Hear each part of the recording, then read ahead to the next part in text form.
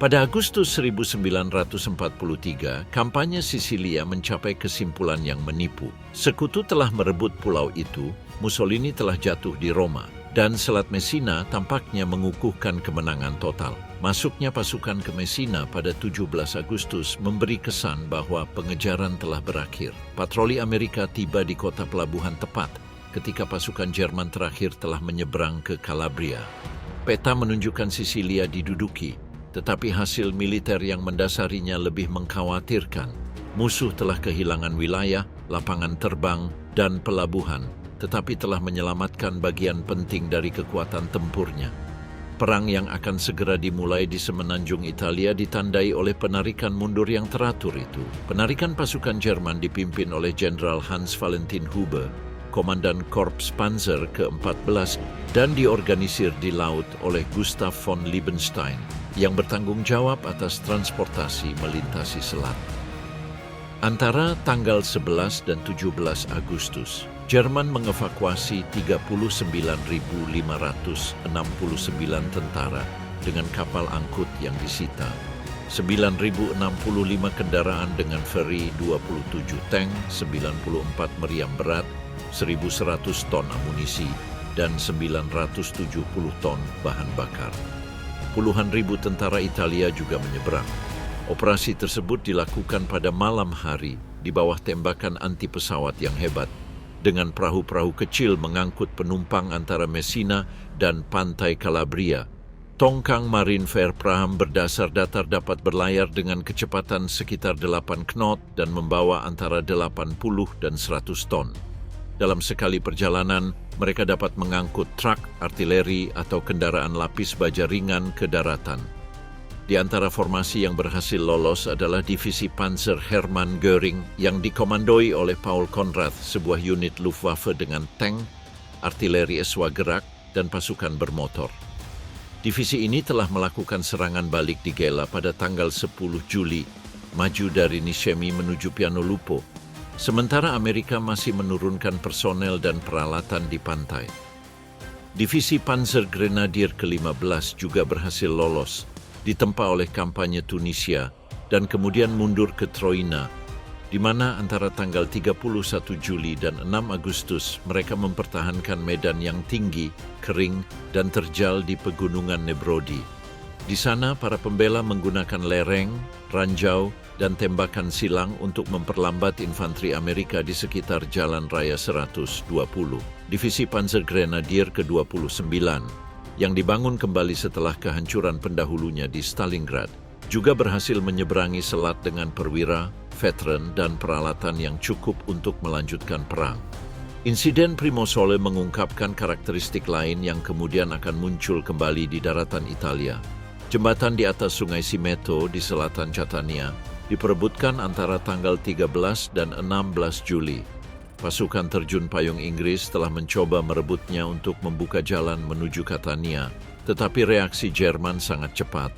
Unsur-unsur divisi parasut pertama bertempur di tengah kebun zaitun, dasar sungai kering, dan jalan setapak yang sempit di medan di mana setiap jembatan memiliki nilai operasional. Adegan tersebut menjadi pertanda apa yang akan terjadi beberapa bulan kemudian di Volturno, Garigliano, dan Rapido. Penyeberangan air, jalan, dan titik tinggi dapat menghentikan laju pasukan. Penarikan mundur dari Sisilia bukanlah sebuah kemunduran yang kacau. Unit-unit Jerman mundur secara bertahap, dilindungi oleh garis pertahanan yang berurutan dan dijaga oleh artileri anti pesawat di kedua sisi pantai. Ketika kendaraan tidak lagi dapat menyeberang, kendaraan tersebut dinonaktifkan dengan palu, kapak, atau bahan peledak. Ketika suatu posisi menjadi terlalu terbuka, pasukan belakang meninggalkannya pada malam hari, meninggalkan ladang ranjau, jalan yang diblokir, dan bangunan yang disiapkan untuk menunda pengejaran. Di Troina, patroli Amerika hanya menemukan posisi yang ditinggalkan setelah tembakan Jerman mulai mereda dan beberapa punggung bukit kosong. Penarikan mundur yang senyap dan hampir sistematis ini memungkinkan Jerman untuk mempertahankan inisiatif pertahanan. Masuknya sekutu ke daratan Italia bergantung pada hasil tersebut. Pada tanggal 3 September, Angkatan Darat ke-8 Inggris menyeberang ke Calabria. pada tanggal 9, Angkatan Darat kelima AS mendarat di Salerno. Banyak tentara percaya bahwa penyerahan Italia dapat mempercepat kemajuan menuju Roma, tetapi mereka yang telah melarikan diri dari Sisilia sudah menunggu di utara. Mereka bukanlah sisa-sisa yang tidak berguna atau pasukan yang hancur. Mereka adalah formasi yang babak belur dengan perwira berpengalaman, bintara yang tangguh, dan spesialis yang mampu membangun kembali posisi. Mereka telah belajar untuk mundur tanpa hancur berantakan. Di Semenanjung, pengalaman itu diubah menjadi doktrin praktis, mundur ke garis baru, hancurkan jalur pendekatan, duduki dataran tinggi, dan paksa penyerang untuk memulai lagi. Pada dini hari tanggal 9 September 1943, Teluk Salerno diselimuti oleh barisan gelap kapal pengangkut, kapal pendaratan, dan kapal pengawal. Operasi Avalanche dirancang sebagai serangan utama ke daratan Italia. Untuk merebut pantai di selatan Napoli, membuka jalur ke pelabuhan besar, dan memberi Angkatan Darat kelima AS pangkalan untuk maju menuju Roma. Mark Clark yang berusia 47 tahun memimpin pasukan ini dari laut. Didorong oleh campuran ambisi, tekanan politik, dan keyakinan bahwa gencatan senjata Italia akan melemahkan perlawanan. Di atas kapal pendaratan, banyak tentara tahu bahwa Italia telah mengumumkan penyerahannya malam sebelumnya. Beberapa memperkirakan akan terkena tembakan penembak jitu. Yang lain mengamati garis pantai Paestum yang rendah dengan kegelisahan yang sunyi, karena perbukitan di luar pantai tampak terlalu dekat. Serangan mendadak taktis itu gagal hampir sejak awal. Di beberapa sektor, Jerman sudah menunggu. Sebuah pengeras suara dari daerah Paestum bahkan menyiarkan ajakan singkat untuk menyerah dalam bahasa Inggris. Kemudian tembakan pun dimulai. Gelombang pertama pasukan Amerika menemukan pantai terbuka, ladang datar, dan kanal yang membelah medan. Pasir bercampur dengan asap, air asin, dan debu yang beterbangan akibat tembakan mortir. Para prajurit Divisi Infanteri ke-36 Amerika Serikat, banyak yang berasal dari Texas, turun dari kapal pendaratan dengan ransel berat, senapan M1 Garand, dan peralatan yang basah kuyup saat mereka menyeberangi beberapa meter terakhir. Di belakang mereka, kendaraan-kendaraan lambat meninggalkan kapal, sementara para insinyur mencari jalan aman melalui kawat berduri, ranjau, dan parit. Di utara, pasukan Inggris maju menuju Salerno, Vietri, dan Battipaglia, di mana pertempuran segera berubah menjadi pertempuran perkotaan dan industri. Battipaglia memiliki stasiun kereta api, bangunan batu, dan pabrik tembakau yang menjadi titik perebutan sengit. Pasukan Inggris bergerak di antara tembok, halaman, dan bangunan beton di bawah tembakan Jerman dari jendela, sudut, dan jalan-jalan samping. Tank-tank Jerman melakukan serangan balik di sepanjang jalan-jalan sempit, muncul di tengah debu dan asap, menembak dari jarak dekat dan memaksa para infanteri untuk berkerumun di dekat tembok yang panas akibat ledakan. Beberapa unit Inggris akan merebut sebuah bangunan di pagi hari dan kehilangannya sebelum malam tiba, meninggalkan korban luka di ruangan-ruangan yang dipenuhi pecahan batu bata dan karung tembakau yang berserakan. Pertahanan Jerman awalnya berpusat pada Divisi Panzer ke-16 yang dipimpin oleh Rudolf Sickenius. Kelompok tempurnya dilengkapi dengan Panzer IV meriam serbu, meriam anti-tank 75 mm, dan artileri bergerak. Mereka tidak perlu menduduki seluruh pantai, cukup menyerang titik-titik lemah di antara sektor-sektor sekutu. Titik yang paling rentan berada di sekitar Sungai Sele dan Calore, di mana medan memisahkan Inggris dan Amerika. Di sana, jalan-jalan pedalaman memungkinkan pergerakan cepat dari Eboli dan Battipaglia menuju dataran. Jerman mengamati celah tersebut, memusatkan pasukan lapis baja mereka, dan berusaha menerobos pantai sebelum pasukan pendaratan dapat mengumpulkan kekuatan yang cukup. Pada tanggal 13 September, krisis pun tiba.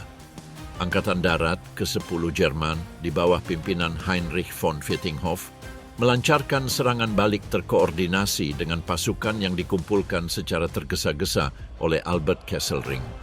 Kendaraan lapis baja dan infanteri mekanis maju menuju pusat pasukan sekutu memanfaatkan koridor Sungai Sele. Di beberapa tempat, tank-tank Jerman mendekati pantai dan depot perbekalan dengan sangat berbahaya. Pos Komando Amerika menerima laporan yang saling bertentangan. Unit-unit mundur, jalan terputus, kelompok-kelompok terisolasi, dan artileri musuh jatuh di dekat area bongkar muat. Pangkalan pantai tersebut berhasil dipertahankan berkat kombinasi tembakan artileri Angkatan Laut, bala bantuan udara, dan pertahanan putus asa oleh unit-unit kecil. Kapal perusak mendekati pantai hingga jarak yang berbahaya untuk menembaki tank-tank Jerman, persimpangan jalan, dan konsentrasi infanteri.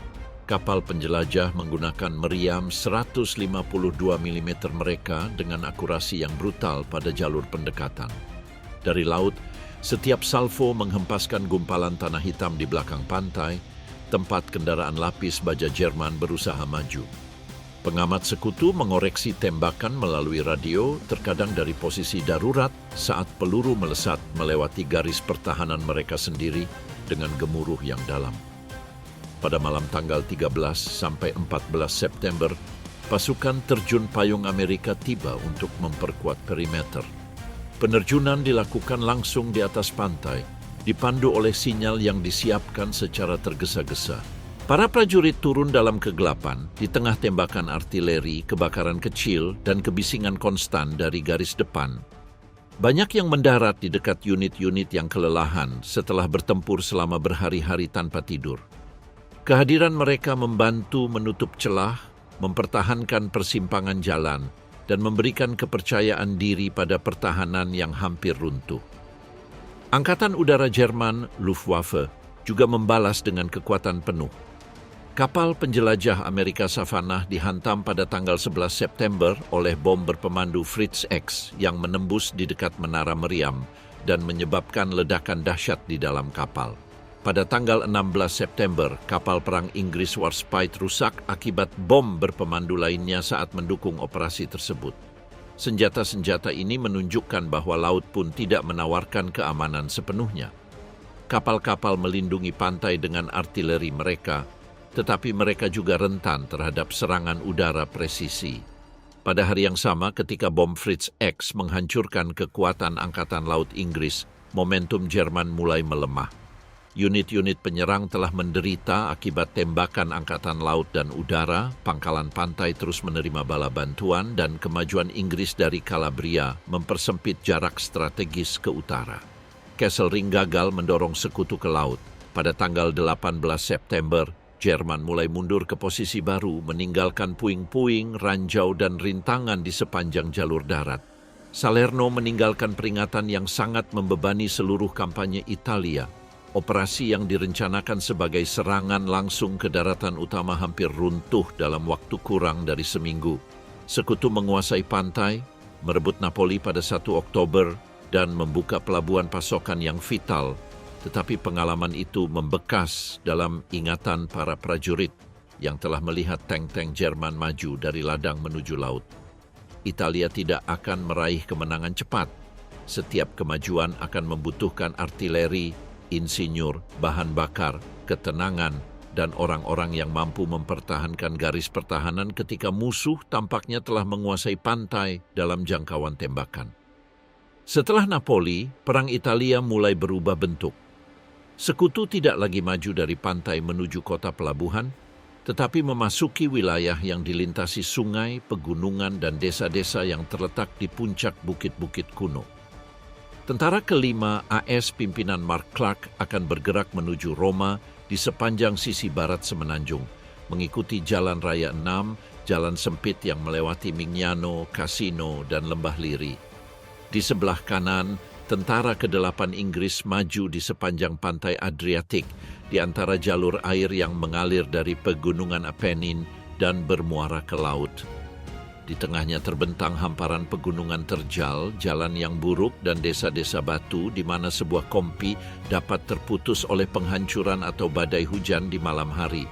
Untuk memahami kampanye Italia, seseorang harus terlebih dahulu memahami sosok yang akan membela tanah Roma. Albert Kesselring bukanlah seorang jenderal yang lahir di medan perang pegunungan atau komandan infanteri yang terlatih di parit-parit Alpen.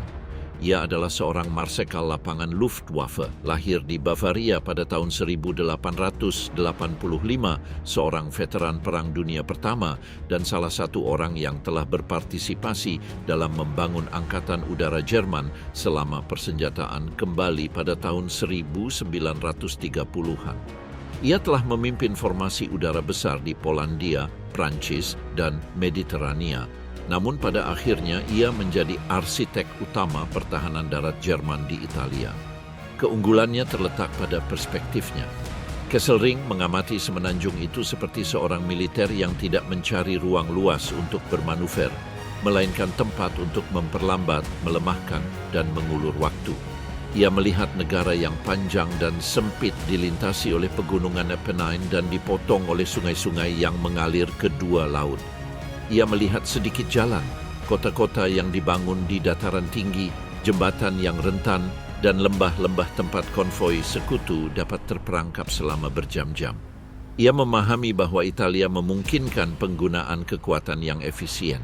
Dengan jumlah divisi yang lebih sedikit daripada yang dibutuhkan di dataran terbuka, ia dapat memblokir jalur-jalur penting, menguasai ketinggian yang strategis, dan mengubah setiap mundurnya pasukan menjadi posisi pertahanan baru. Volturno adalah demonstrasi besar pertama dari gagasan ini. Sebelum fajar pada tanggal 13 Oktober 1943, Angkatan Darat kelima menyeberangi Volturno di garis depan yang luas, dari sektor pesisir Castel Volturno hingga penyeberangan pedalaman dekat Capua dan Triflisco. Hujan telah membuat sungai meluap dan melunakkan tepiannya. Di Muara, Batalion keempat Resimen Hampshire, yang telah menduduki Castel Volturno pada tanggal 10 Oktober untuk mengamankan titik penyeberangan, memasuki air pada malam tanggal 12 sampai 13 Oktober dengan perahu serbu. Satu perahu terbalik dalam kegelapan dan 8 orang tenggelam sebelum mencapai tepian utara. Lebih jauh ke pedalaman, pasukan Amerika dari Divisi ke-34 menyeberang di dekat Caiazzo, dan unsur-unsur dari divisi ketiga melakukannya di daerah Triflisco di bawah tembakan dari divisi Panzergrenadier ketiga Jerman. Pasukan Jerman menunggu di lubang perlindungan, rumah-rumah rendah, dan posisi yang disembunyikan oleh semak basah. Dengan suar yang berterbangan di udara, senapan mesin MG-42 menyapu jalan menuju sungai, sementara mortir dan artileri menghujani para insinyur yang membawa kabel, radio, dan peti amunisi menuju jembatan. Pemandangan itu akan berulang sepanjang kampanye. Sungai yang meluap, jembatan yang rusak, tepian sungai yang dipenuhi ranjau, dan tentara yang terpaksa membangun jalan masuk di bawah tembakan sebelum mereka dapat maju 1 kilometer pun. Lebih jauh ke utara terbentang celah Mignano, sebuah jalur alami menuju Cassino. Jalan Raya 6 membelah celah ini di antara ketinggian yang menjadi jalur maju sekutu. Monte Lungo, Monte Rotondo, dan Monte Samucro mengelilingi medan seperti tembok bergerigi. Dari posisi-posisi ini, pengamat Jerman dapat melihat kolom-kolom, konsentrasi infanteri, dan posisi artileri. Penyerang harus maju di sepanjang jalur yang dapat diprediksi dengan sedikit alternatif untuk mengerahkan tank dan truk. Ketika Amerika mencapai sektor ini, mereka menemukan bahwa geografi itu sendiri menentukan urutan pertempuran. Pertama ketinggian, kemudian kota-kota, lalu jalan. Untuk memindahkan howitzer 105 mm ke posisi yang berguna, para prajurit artileri membutuhkan traktor, bahan bakar, tanah yang kokoh, dan rute yang tidak sedang dipantau. Di Italia, keempat kondisi ini jarang bertepatan. Truk seberat 2,5 ton akan terjebak di jalan berlumpur. Ambulans akan membawa korban luka menuruni lereng yang licin. Saluran telepon akan terputus oleh pecahan peluru atau oleh keledai yang tersandung dalam kegelapan. Sebuah kompi yang merebut titik tertinggi bisa kehabisan amunisi sebelum menerima bala bantuan. Pertempuran tidak berakhir dengan perebutan sebuah punggung bukit. Cobaan lain dimulai untuk mempertahankannya. Pada musim dingin tahun 1943, kampanye Italia mulai direduksi menjadi nama-nama singkat yang ditulis di peta berlumpur seperti Ortona dan Orsogna. Masing-masing kota ini mengungkapkan sisi berbeda dari perang yang sama. Dalam perintah besar, kota-kota ini tampak sebagai sasaran taktis yang diperlukan untuk membuka jalan, merebut titik tinggi, atau menembus garis pertahanan. Bagi para prajurit yang memasuki kota-kota itu, kota-kota tersebut adalah labirin batu, ruang bawah tanah yang gelap, jendela yang hancur, dan jalan-jalan di mana satu senapan mesin dapat menahan seluruh kompi. Italia menjadi perang desa-desa yang hancur, di mana sebuah rumah yang diduduki lebih berharga daripada 100 meter lapangan terbuka. San Pietro Infine terletak di lereng Gunung Sammucro, sebelah utara Mignano, dan dekat Jalan Raya 6, jalan menuju Cassino dan Roma. Antara tanggal 8 dan 17 Desember 1943, Divisi Infanteri ke-36 AS yang dipimpin oleh Fred L. Walker menyerang posisi ini dengan infanteri, artileri, dan tank Sherman dari Batalion Tank ke-753. Desa ini dilindungi oleh dataran tinggi, teras pertanian, dan tembok batu kering yang membagi medan menjadi kompartemen-kompartemen kecil. Serangan lapis baja pada tanggal 15 Desember mengungkapkan betapa sulitnya medan tersebut. 16 tank Sherman dan penghancur tank M10 berusaha mendukung infanteri yang maju menuju desa. Mereka bergerak maju di sepanjang jalan sempit, melewati kebun zaitun, bebatuan lepas, dan kawah. Ranjau menghentikan kendaraan di jalan masuk, artileri Jerman menembak dari posisi rendah, dan jejak roda terlihat di lereng bukit di mana setiap belokan terlihat jelas. Hanya 4 dari 16 kendaraan yang berhasil berbalik. Infanteri melanjutkan pendakian mereka, membungkuk, membawa senapan M1, granat, dan sabuk amunisi. Banyak prajurit gugur bahkan sebelum mereka melihat penembak jitu menembaki mereka. Hasilnya adalah kemenangan yang pahit. Divisi tersebut menderita sekitar 1.200 korban, dengan sekitar 400 tewas atau hilang dan hampir 800 terluka. Ketika Jerman mundur, San Pietro hanya tersisa dinding yang menganga, balok yang patah, dan ruangan tanpa atap. Di pesisir Adriatik, Ortona menampilkan bentuk neraka yang sama. Kota itu berdiri di teras yang menghadap ke laut dan menghalangi Jalan Raya 16 setelah menyeberangi Sungai Moro. Antara tanggal 20 dan 28 Desember, Divisi Infanteri Pertama Kanada bertempur melawan pasukan terjun payung dari Divisi Parasut Pertama Jerman. Pasukan di bawah pimpinan Richard Heydrich, veteran dari Kreta, Rusia, dan Italia. Resimen Loyal Edmonton dan Seaforth Highlanders masuk didukung oleh tank dari Resimen Three Rivers. Jalan-jalan sempit, tembok tebal, dan rumah-rumah yang berjejal membuat mustahil untuk melihat lebih jauh dari sudut. Jerman meledakkan fasad, membuka celah, dan menanam jebakan di ruangan-ruangan yang gelap. Setiap kemajuan di sepanjang Corso Vittorio Emanuele dapat dihentikan oleh senapan mesin AMGE-42 atau senjata anti-tank yang tersembunyi di antara reruntuhan. Pasukan Kanada merespons dengan teknik yang brutal dan tepat. Untuk menghindari pengosongan jalanan, pasukan Zeni meledakkan lubang di dinding pembatas dengan bahan peledak, granat gammon, atau muatan improvisasi.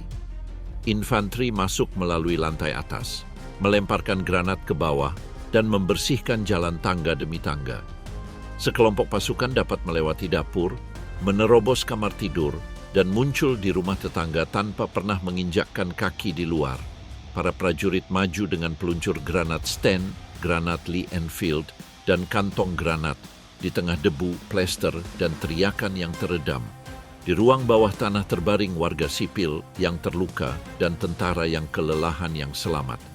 Kasus Casa Berardi di barat daya Ortona menjadi pertanda awal dari kekejaman ini.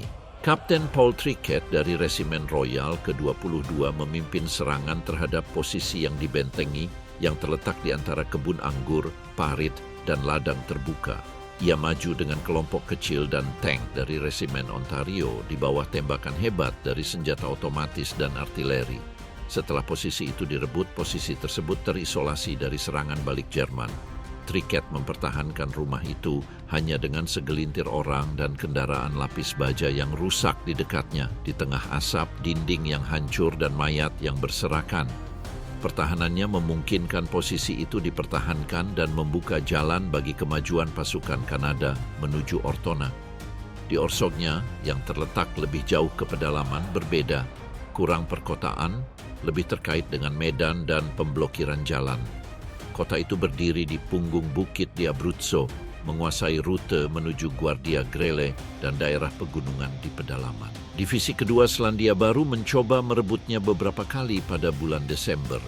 Pada tanggal 7 Desember, selama operasi Torso, serangan dimulai pukul 14.30 dengan dukungan artileri dan tank. Kejutan awal tidak cukup. Pertahanan Jerman memanfaatkan jurang, jalan yang terendam, dan area yang dipenuhi ranjau untuk memperlambat penyerang. Pada tanggal 15 Desember, serangan malam lainnya berhasil menciptakan sebuah tonjolan dangkal. Meskipun tank-tank tersebut terhambat oleh tembakan anti-tank dan kerusakan mekanis, lebih dari 20 kendaraan hilang atau rusak dalam satu hari. Kemajuan menuju Roma dibangun di atas tempat-tempat kecil ini yang diratakan satu persatu hingga lanskap Italia mulai menyerupai rangkaian reruntuhan yang dihubungkan oleh jalan-jalan yang dipenuhi ranjau. Pada tanggal 12 Desember 1943, di sektor Venafro, sebuah konvoi Amerika mulai mendaki jalan setapak pegunungan tua dengan keledai yang syarat muatan. Pemandangan itu mengungkapkan sifat sebenarnya dari musim dingin Italia. Hewan-hewan yang berlumuran lumpur, tentara yang membungkuk, dan lereng curam di mana truk tidak berguna. Keledai-keledai itu bergerak maju dengan kepala menunduk, kuku mereka terbenam dalam tanah liat gelap, peti-peti berbenturan dengan sisi tubuh mereka. Mereka membawa amunisi, jerigen air, selimut, dan bagian-bagian mortir yang telah dibongkar.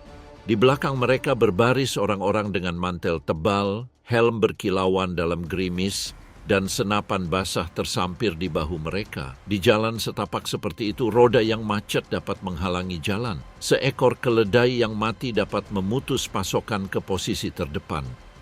Musim dingin menyelimuti Italia seperti garis pertahanan Jerman kedua. Di barat, Angkatan Darat kelima AS bergerak di antara Venafro, Mignano, dan Cassino. Di Laut Adriatik, Angkatan Darat ke-8 Inggris bertempur di antara Sungai Sangro dan Moro.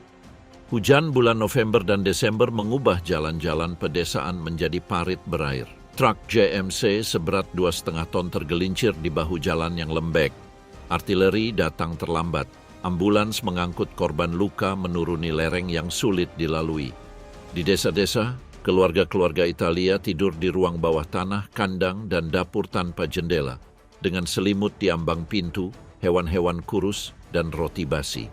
Di atas, kabut menutupi punggung bukit dan mengubah pergantian pasukan setiap malam menjadi pawai yang lambat, hampir tanpa suara. Lumpur memperlambat perintah mesin dan pergerakan pasukan, membuat setiap kilometer terasa seperti ternak yang sedang merumput.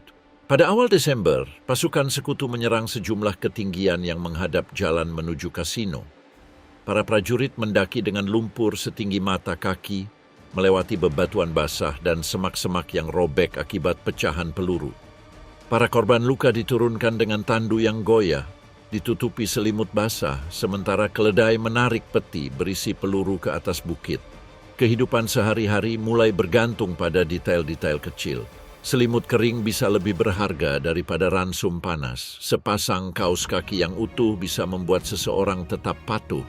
Sekaleng bahan bakar bisa memanaskan kopi, mensterilkan air, atau menjaga kompor lapangan tetap menyala. Sepatu bot tetap basah selama berhari-hari, kulitnya mengeras, jahitannya robek, dan kaki melepuh. Di pos terdepan, beberapa tentara tidur di lumbung tanpa ternak, di tengah jerami lembab dan bau asap basi. Yang lain menggali lubang di tanah yang jenuh air, di mana air naik dari dasar, mengubah tempat berlindung menjadi bak mandi dingin. Penyakit, kelelahan, dan penyakit kaki parit mulai mengosongkan pos-pos tersebut secepat granat Jerman. Di Torino di Sangro, di pantai Adriatik, pergerakan garis depan terlihat di jalan-jalan curam desa itu. Keledai dimuat tepat di jalan, di tengah-tengah tentara yang berbaris, kendaraan yang berhenti, dan warga sipil Italia yang menyaksikan dari pintu-pintu yang terbuka. Desa itu, dengan rumah-rumahnya yang berjejer rapat di lereng bukit, berfungsi sebagai titik transit ke posisi di dekat Sungai Sangro. Jalan utama dipenuhi dengan helm, tali kekang, peti, dan suara-suara singkat. Setiap hewan menerima muatannya dengan hati-hati karena bungkusan yang tidak seimbang dapat menyebabkannya jatuh di jalan berlumpur. Dalam kampanye dengan peta yang luas dan sasaran yang jauh, kemajuan sebenarnya seringkali bergantung pada pemandangan yang lambat ini. Orang-orang menyesuaikan tali di punggung keledai. Sungai-sungai itu memperparah penderitaan. Sungai Sangro mengalir dari pegunungan Apennine ke Laut Adriatik, dan dengan hujan tepiannya menjadi lunak dan berbahaya. Para insinyur harus mengangkut material jembatan di bawah tembakan musuh, mengukur arus, membersihkan ranjau, dan membuat penyeberangan di tempat-tempat yang telah dipetakan oleh artileri Jerman. Pada bulan Januari, Sungai Rapido menghadirkan masalah yang sama dalam skala yang lebih berdarah. Airnya hampir tidak mencapai titik beku.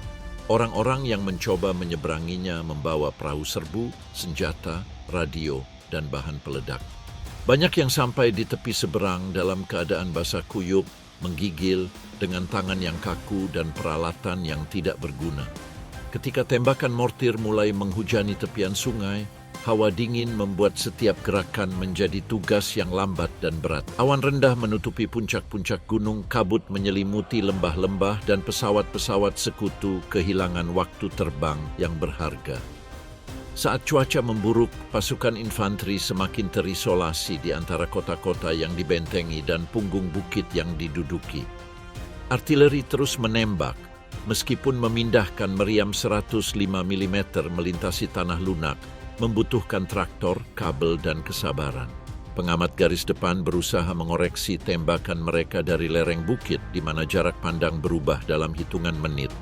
Tirai kabut dapat menyelamatkan patroli atau membuatnya tersesat di antara kebun zaitun, kawat berduri, dan ladang ranjau. Kasino dalam banyak hal merupakan puncak dari pertempuran itu. Pada malam tanggal 20 Januari 1944, para prajurit Divisi Infanteri ke-36 AS berbaris menuju Sungai Sangro dengan perahu serbu di pundak mereka. Dalam laporan sekutu, sungai itu disebut Rapido, meskipun sungai yang seharusnya mereka seberangi di seberang Sant'Angelo in Theodis adalah Gari.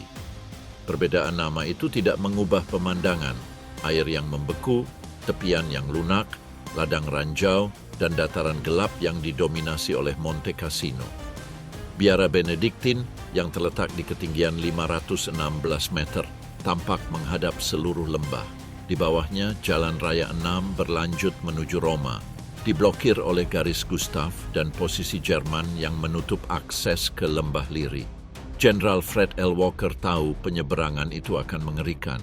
Resimennya telah kelelahan akibat pertempuran sebelumnya di garis musim dingin dan telah menerima penggantian yang kurang terintegrasi. Namun, perintah itu tetap dijalankan.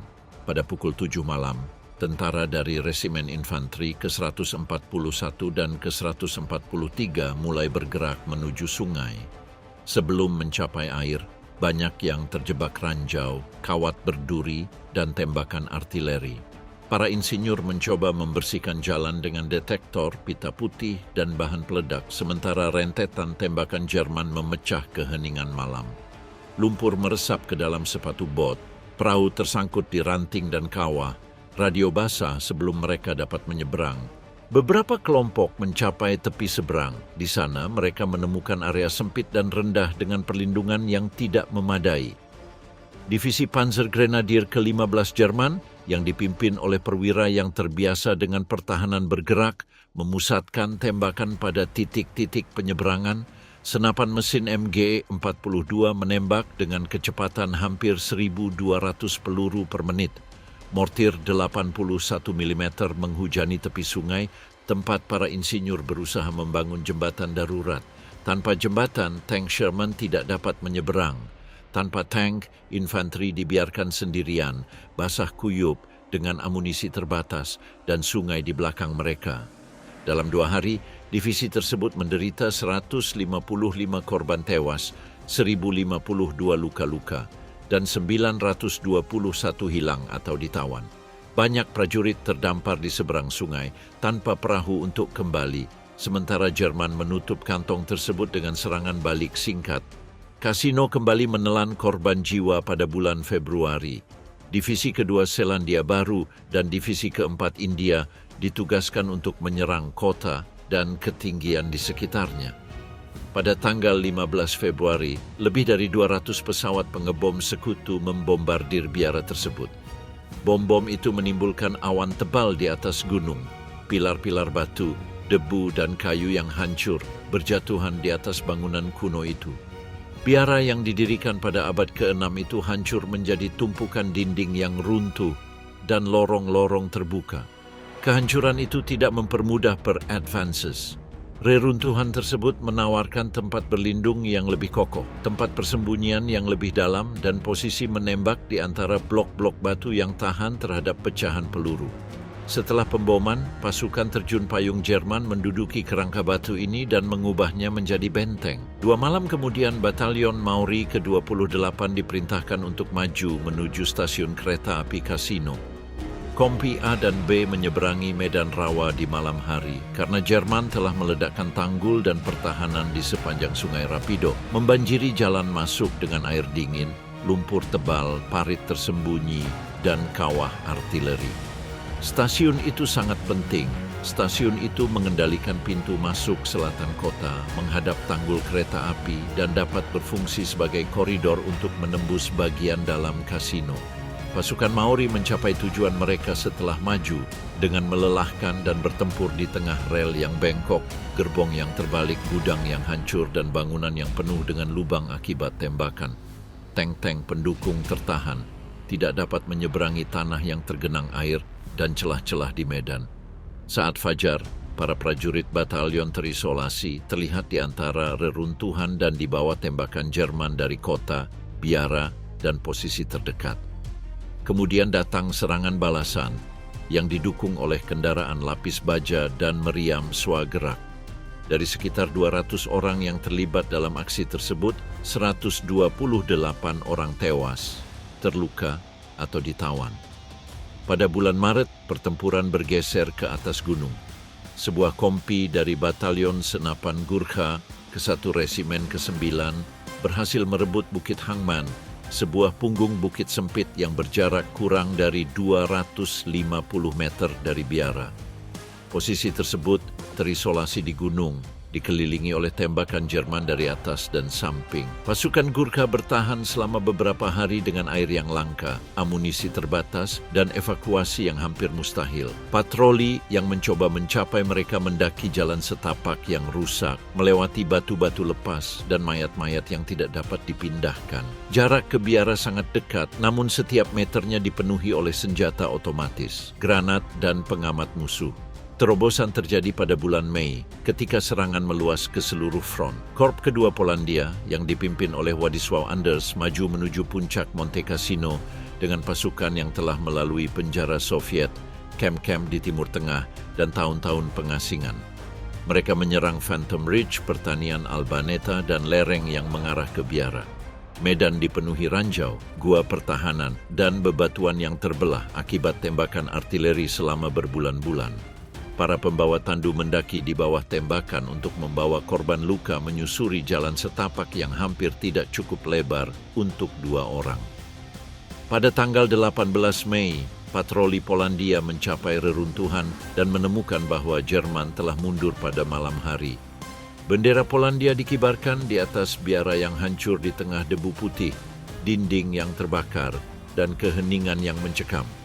Kasino tetap menjadi gambaran paling lengkap dari neraka Italia. Di satu tempat sungai berdarah, kota yang hancur lebur, gunung yang dibentengi, dan biara yang tinggal reruntuhan semuanya bertemu. Jalan menuju Roma terbuka, meskipun harganya sangat mahal. Para prajurit yang melewatinya lebih mengingat beratnya medan daripada nilai strategisnya, air sungai Gari, lumpur stasiun kereta api, batu tajam Bukit Algojo, dan pendakian terakhir menuju biara yang telah mati. Jenderal Clark sangat ingin menerobos kobaran api yang telah melemahkan dan menenggelamkan kemajuannya.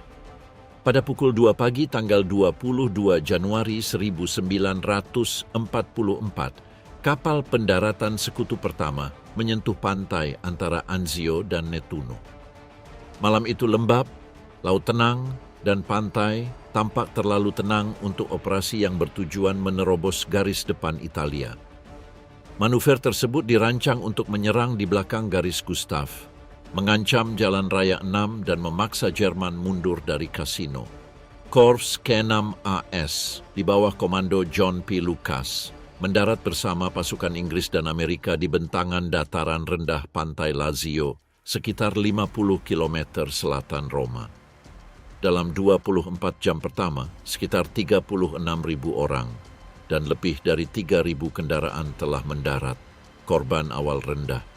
Selama beberapa jam, pantai tampak terbuka. Medannya menipu. Di balik pantai terbentang ladang yang telah dikeringkan, kanal-kanal lurus, jalan-jalan yang ditinggikan, dan bekas rawa yang direklamasi selama rezim fasis. Sekilas, medan tersebut menawarkan ruang untuk bermanuver, tetapi setiap jalan dapat ditembaki dari rumah terpencil, setiap kanal memperlambat tank, dan setiap penyeberangan memaksa konvoi untuk berhenti. Lebih jauh ke utara terdapat Cisterna, Campoleone, dan Aprilia, 3 titik yang mengendalikan rute menuju perbukitan Alban. Ketinggian ini yang terlihat di Cakrawala ketika langit cerah adalah kunci sebenarnya untuk pendaratan. Jika sekutu tiba dengan cepat, mereka dapat memutus jalur belakang Jerman. Jika mereka terlambat, mereka akan terjebak di antara laut dan garis artileri. Lucas memilih konsolidasi. Ia telah melihat Salerno dan khawatir akan serangan balik lapis baja terhadap pangkalan pantai yang rapuh. Ia memerintahkan lebih banyak artileri dikerahkan, amunisi ditimbun, depot diatur, dan perimeter diperkuat sebelum maju ke pedalaman. Pasukannya menggali parit di tanah yang lembab, memasang kabel telepon, menandai rute truk, dan menempatkan senjata anti-tank di jalur masuk utama. Kehati-hatian ini memberi Albert Kesselring waktu. Dalam beberapa hari, Jerman menutup pengepungan dengan unit-unit yang dikirim dari utara, dari Roma, dan dari sektor-sektor di dekat front Cassino. Pangkalan pantai yang awalnya merupakan ancaman ofensif mulai menyerupai kantong pertahanan. Pukulan besar pertama terjadi di Cisterna. Pada malam tanggal 30 Januari, Batalion Ranger ke-1 dan ke-3 di bawah komando Kolonel William O'Darby maju menuju kota untuk menyusup ke belakang garis Jerman. Mereka berbaris melewati parit, kebun anggur, dan ladang yang gelap dengan perintah untuk memasuki Cisterna sebelum fajar. Mereka percaya bahwa mereka bergerak melalui daerah yang lemah. Pada kenyataannya, mereka bergerak ke sektor tempat Jerman memusatkan pasukan. Saat fajar, para ranger dikepung oleh infanteri, kendaraan lapis baja, dan meriam swagerak. Para prajurit melawan dari parit rendah, menembakkan senapan, bazuka, dan senapan mesin ringan ke kendaraan yang muncul dari kabut. Dari 767 ranger yang dikerahkan untuk infiltrasi utama, hanya 6 yang kembali ke garis Amerika. Sisanya tewas, terluka, atau ditawan. Unit Darby hancur sebagai pasukan penyerang. Sementara Cisterna dilanda bencana, Aprilia menjadi obsesi. Para prajurit menyebutnya pabrik karena gugusan bangunan pertanian dan industri itu menonjol di dataran seperti monolit geometris dengan dinding lurus, halaman terbuka, dan struktur beton. Inggris, Amerika, dan Jerman bertempur di sana selama berminggu-minggu. Kota itu berpindah tangan di tengah asap, tembakan artileri, dan serangan infanteri singkat. Satu peleton mungkin merebut sebuah bangunan, membentengi diri di balik mesin yang rusak, dan kehilangannya beberapa jam kemudian di bawah tembakan mortir. Ladang-ladang di sekitarnya begitu hancur sehingga para korban luka harus merangkak ke parit atau menunggu hingga malam tiba untuk dievakuasi. Pada tanggal 16 Februari, Jerman melancarkan operasi Fischfang. Angkatan Darat ke-14 pimpinan Eberhard von Mackensen menyerang di sepanjang garis depan sekitar 6 km dengan upaya utama di kedua sisi jalan Anzio-Albano. Tujuannya adalah untuk menerobos perimeter, maju menuju Anzio dan Nettuno, dan menghancurkan pangkalan pantai di tepi laut. Rentetan tembakan artileri menargetkan posisi, jalan, dan depot sekutu. Kemudian infanteri Jerman maju, didukung oleh kendaraan lapis baja dan senjata serbu. Di beberapa sektor, garis pertahanan Amerika runtuh di bawah tekanan. Para prajurit yang mempertahankan parit melihat sosok-sosok muncul di tengah asap, mendengar teriakan dalam bahasa Jerman, dan menembak hingga laras senjata mereka panas. Pangkalan pantai tersebut berhasil bertahan berkat kekuatan artileri dan dukungan angkatan lautnya. Kapal-kapal sekutu menembaki konsentrasi pasukan Jerman, persimpangan jalan, dan garis start dari Laut Tyrrhenian. Artileri darat membalas dengan rentetan tembakan yang gencar, sementara pesawat tempur pembom menyerang kapanpun kondisi memungkinkan. Ruangannya sangat sempit sehingga hampir semuanya berada dalam jangkauan tembakan musuh. Rumah sakit, depot bahan bakar, dan jalan-jalan pedalaman dibombardir sepanjang waktu. Jerman menggunakan meriam kereta api Krupka 5 kaliber 283 mm yang dikenal oleh sekutu sebagai Anzio Ani dan Anzio Express. Peluru meriam tersebut dapat memiliki berat lebih dari 250 kg dan jatuh dari jarak lebih dari 30 km, menciptakan kawah besar di jalan raya, pantai, dan area bongkar muat. Operasi yang bertujuan untuk membuka Roma tetap terhenti selama berbulan-bulan. Lukas dicopot dari komando pada bulan Februari dan digantikan oleh Lucian Truscott, seorang komandan yang lebih agresif, tegas, dan berpikiran strategis. Terobosan akhirnya terjadi pada 23 Mei ketika sekutu menyerang ke arah Sisterna dan akhirnya berhasil keluar dari perimeter. Kota itu jatuh setelah pertempuran sengit, hancur lebur dengan mayat-mayat tentara Jerman di jalanan dan fasad bangunan yang porak-poranda akibat tembakan artileri. Pada 4 Juni, Roma dibebaskan. Bagi pasukan Anzio, memasuki ibu kota terjadi setelah 4 bulan terkurung di bawah tembakan meriam, lumpur, dan pecahan peluru. Jalan pintas ke Roma telah menelan ribuan korban dan memberikan pelajaran pahit. Di Italia, bahkan manuver yang berani pun dapat digagalkan oleh kondisi geografisnya. Kejayaan itu hanya berlangsung kurang dari 2 hari. Pada tanggal 6 Juni, sekutu mendarat di Normandia. Sejak saat itu perhatian dunia beralih ke Prancis. Pantai-pantai Selat Inggris, pagar-pagar Normandia, dan pergerakan menuju Paris menyita banyak pasukan, kapal, pesawat, bahan bakar, dan berita utama. Italia terus terbakar meskipun narasi utama Perang Barat sudah beralih ke tempat lain. Bagi pasukan yang tertinggal di Semenanjung, Roma hanyalah jeda singkat. Pasukan Jerman mundur ke utara dengan disiplin, menghancurkan jembatan, memblokir terowongan, dan memasang ranjau di jalan-jalan. Kampanye terus berkecamuk antara Toskana, Pegunungan Apennine, dan Lembah Po. Keputusan strategis tersebut dengan cepat berdampak pada front Italia. Selama musim panas tahun 1944, 7 divisi sekutu ditarik untuk Operasi Dragoon, pendaratan di Prancis Selatan, pada tanggal 15 Agustus. Pemindahan ini mengurangi kekuatan ofensif yang tersedia tepat ketika Jerman sedang membangun penghalang baru, garis Gotik. Garis ini membentang di pegunungan Apennine Utara dari Laut Tyrrhenian ke Laut Adriatik, dengan bunker, ladang ranjau, dan sarang senapan mesin yang digali di dataran tinggi. Kesselring sekali lagi menggunakan logika yang sama seperti di selatan, menduduki jalur, mengendalikan jalan, dan memaksa penyerang untuk maju.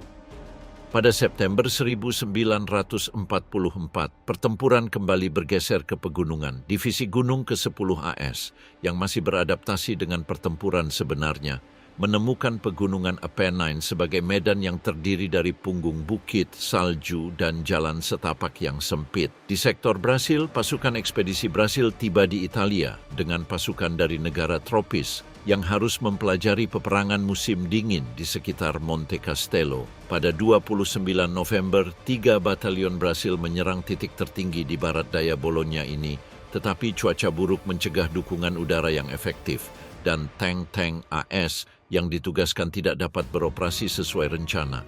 Serangan itu dipukul mundur sebelum akhir hari. Para prajurit mundur ke posisi yang lebih rendah, basah kuyup, kelelahan, dan dengan perasaan pahit karena telah dihentikan oleh gunung kelabu yang mendominasi semua jalur pendekatan. Monte Castello menjadi sekolah penderitaan yang menyakitkan. Upaya-upaya baru dilakukan pada bulan Desember dengan salju, kabut, dan tembakan Jerman dari posisi yang telah disiapkan. Dataran tinggi tersebut mengendalikan jalan Poretana, rute vital antara Pistoia dan Bologna. Selama Jerman menguasai ketinggian ini, mereka dapat mengamati pergerakan sekutu, menyesuaikan tembakan artileri, dan memblokir jalan dengan tembakan. Kemenangan akhirnya datang pada 21 Februari 1945 dalam operasi Encore ketika pasukan Brasil menyerang bersama Divisi Gunung ke-10 AS. Serangan dimulai pukul 5.30 pagi. Kali ini terdapat koordinasi yang lebih tepat, tembakan pendukung yang lebih terarah, dan kemajuan berkelanjutan di lereng yang dingin. Pada saat posisi tersebut jatuh, pasukan Brasil telah merebut dataran tinggi yang telah menghambat sektor mereka selama berbulan-bulan. Kampanye tersebut mencapai puncaknya pada April 1945 dengan serangan yang jauh lebih luas. Di sektor timur, Angkatan Darat ke-8 Inggris menyerang garis Sungai Senio pada tanggal 9 April. Pertahanan Jerman digali menjadi tanggul sedalam hingga 12 meter dengan terowongan, tempat perlindungan, dan posisi tembak di dalam tepian sungai. Persiapan sekutu menggabungkan pemboman udara, artileri, dan kendaraan penyembur api. Pesawat menjatuhkan ribuan bom kecil di tepian sungai dan belakang Jerman. Kemudian artileri membombardir titik-titik penyeberangan. Saat infanteri maju, tank Churchill Crocodile melepaskan tembakan bertubi-tubi ke pintu masuk tempat perlindungan dan benteng pertahanan. Garis pertahanan Jerman mulai runtuh akibat kombinasi tekanan material dan kelelahan. Bologna dibebaskan pada 21 April 1945. Pasukan Polandia, Amerika, dan Italia memasuki kota yang porak-poranda, bangunan-bangunannya rusak, dan jalan-jalannya dipenuhi puing-puing akibat mundurnya pasukan. Dalam beberapa hari, pertahanan Jerman di Italia Utara runtuh. Pasukan berusaha menyeberangi Sungai Po, meninggalkan kendaraan mereka, dan melarikan diri menuju pegunungan Alpen. Banyak yang terjebak oleh kecepatan serangan, kekurangan bahan bakar, dan serangan udara sekutu. Penyerahan pasukan Jerman di Italia ditandatangani pada 29 April dan mulai berlaku pada 2 Mei. Perang di semenanjung Italia berakhir lebih cepat daripada di Jerman setelah 20 bulan pertempuran sejak pendaratan tahun 1943. Italia tetap menjadi medan pertempuran yang sulit diingat. Kampanyenya tidak menawarkan satu gambaran pun yang mampu meringkasnya. Medan pertempuran itu terdiri dari pantai, sungai, biara, desa-desa yang hancur, dan pegunungan tanpa nama. Bagi para veteran, ingatan itu mengambil bentuk lain. Sepatu bot yang lapuk, keledai yang syarat muatan, kota-kota yang ditinggalkan, jalan-jalan yang terputus, dan rekan-rekan seperjuangan yang dimakamkan di pemakaman lereng bukit. Setelah Roma, dunia beralih ke Normandia. Para prajurit yang terus bertempur di pegunungan Apennine melancarkan perang yang sunyi, panjang, dan berat, di mana setiap kemenangan tampaknya datang terlambat dan setiap kilometer ke utara meninggalkan korban jiwa baru di bawah hujan Italia